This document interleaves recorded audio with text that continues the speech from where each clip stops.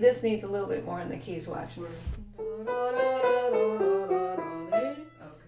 Oh, I see. A little swell there. Absolutely. I see.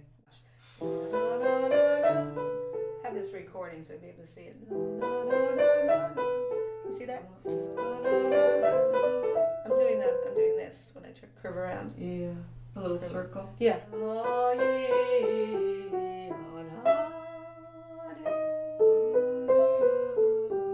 Connect.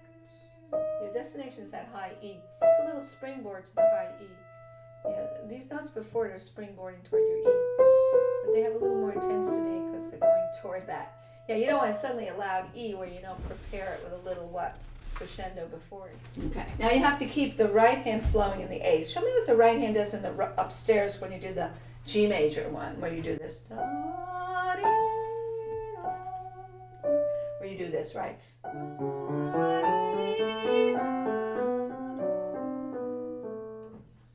You can't let the right hand interfere with that beautiful shape of the left hand. Okay. So this hand I would just go watch. Not this. Okay. You're in big trouble if you do that, because that's going to hurt the left hand's shape. Let it roll. Yeah, let it roll. Roll over to the A. Yeah, you're just rolling naturally. That's all. Okay, I want you to do that part as I do the left, right there, together. And perfect. Did you hear that nice interaction? Mm-hmm. We just had it together. Now let's flip the parts. Mm-hmm. And you do the left alone. Push it down to the C, falling back. Right, you have to falling back. After you get to the seventh, you have to fall back.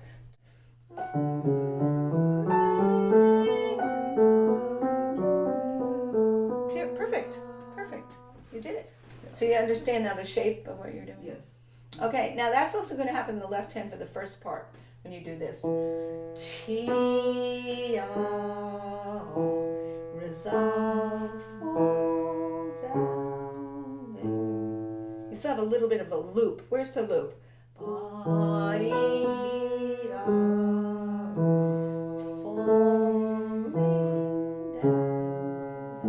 Okay, I want you to do that left hand and I'll do the right.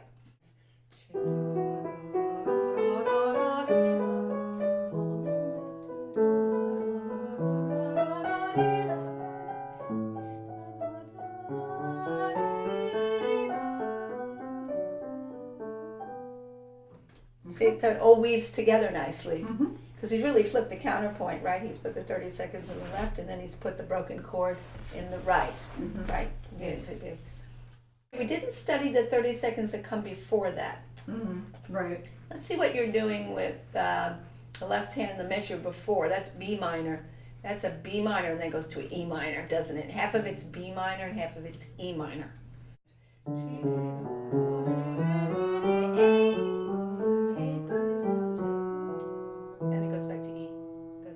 And the other hand picks up. This is to be very seamless, right? It has to be seamless. That one scale goes into another. Right. And it's changing hands. Right. That makes it tricky. Right. And this is trickier than the other one because the right hand's doing more tricky things above that B minor thing. Because you have the tie over, right? Right. So this is tricky, you know why? Because you really have to start here. Watch, you have to start here, right? Ta-da-da, lean less. Yeah. Show me the right hand from back there. Inner voice. And lean less. Good. Okay, now let's go back to the left hand again under that. Just and actually start it here. Here's where we're going to start it. Watch.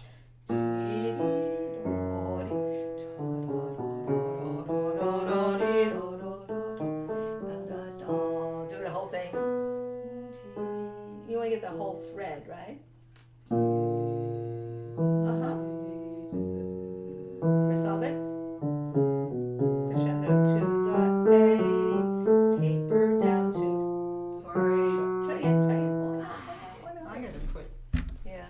You know what he's doing there? He's doing dominant, E minor, right? He's going to the E minor scale. I know. So B minor goes to the major B major chord to the E minor. B minor, B major to E minor, dominant. B minor.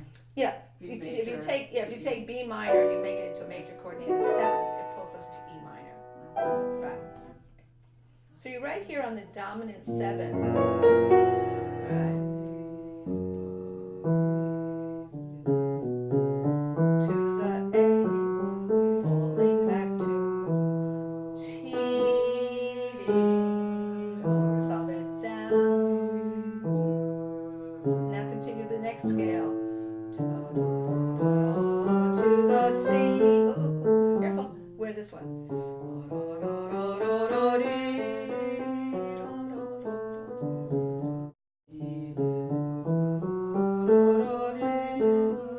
Falling back to very even. That'd be very good. Just make it even.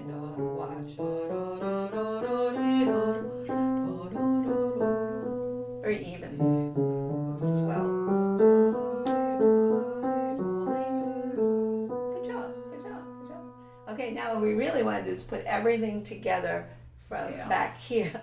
Yeah. This is the hard, for me, this is the hard one because of the tie here. That's hard. This is easier.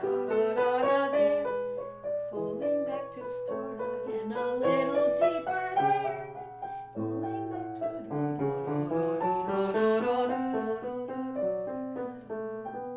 So that's the whole 9 yards. The whole enchilada. Oh. It's a beautiful part because It it's is. a departure from everything you had at the beginning. So there's one more scale at the very end of this BWV 900, which is straight down an E minor scale with different forms running through it. It covers 3 octaves from here to here to here. It ends down here. And I do it all with the right hand, except for the very last note, which I use my left hand. And I'll show you what form of the minor the composer uses. He starts with, actually, the first octave is the natural minor. I'll go slowly. So this is the natural minor, the first octave. Now, the second octave, he has raised notes as if it would be melodic, but going down using raised notes. The 6th and 7th note would be D sharp, C sharp. So it creates a little intensity. And at the very end, he's back to the natural minor, like this. It trickles down. And at the very end, I use my left hand. Of course, that's way behind tempo. So I'm just isolating the scale going down. The way I do it is I'm a little bit more dead weight in the first 2 octaves, and then I let up on the last octave where we trickle down completely in the natural. So I have a little more intensity here.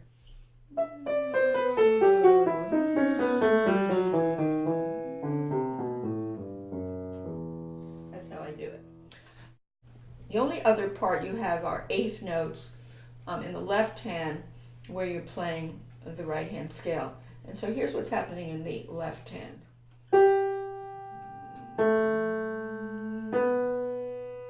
And then since I'm doing 3 here in the left hand, I'll do that in the very last note. So here's what's happening.